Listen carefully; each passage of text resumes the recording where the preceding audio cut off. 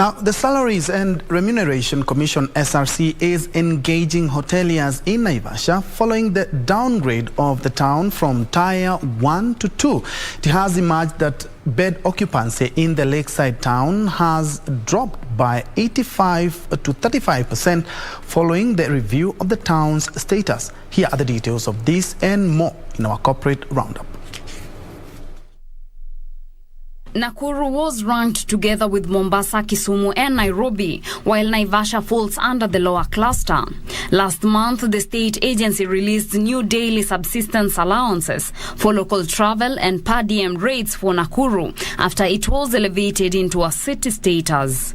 SRC Commissioner John Monyoncho says they were keen to resolve the current impasse that has also affected other towns like Malindi and Diani. Meanwhile, Faulu Bank has entered into a partnership with USAID-funded Feed the Future Kenya Crops and Dairy Market Systems activity to enhance access to finance for farmers across the country.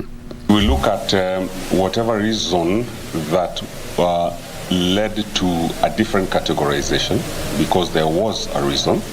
It was not only Naivasha that was given a different categorization. There were there were other areas. Malindi, for example, we have Diani and a few other areas that were in the same categorization. But it was also recognized that Naivasha is slightly different, and those other towns are slightly different, and that's why they were placed at the status of county headquarters.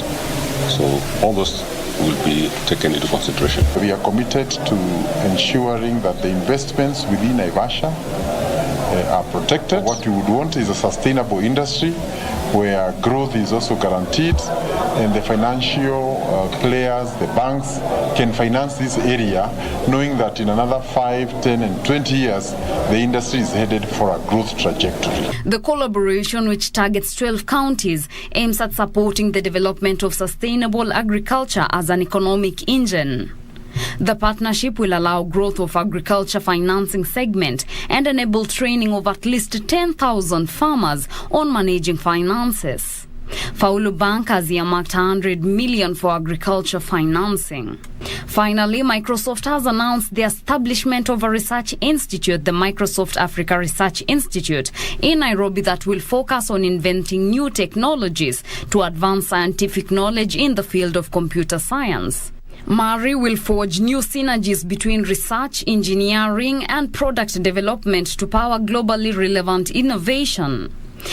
The institute will work closely with Microsoft East Africa and the ADC to forge strategic alliances and links with local academia to boost the country and region research capabilities in tech sphere, with 3 focus areas on health, work and society. The reason we wanted to set up the MARI is because Africa is a continent of innovation. The aim is to really create technologies that impact people's lives for the better.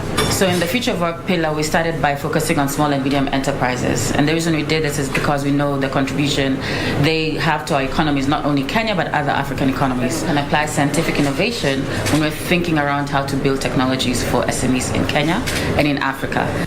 Reporting for Lunchtime News, I am Teresa Mutai.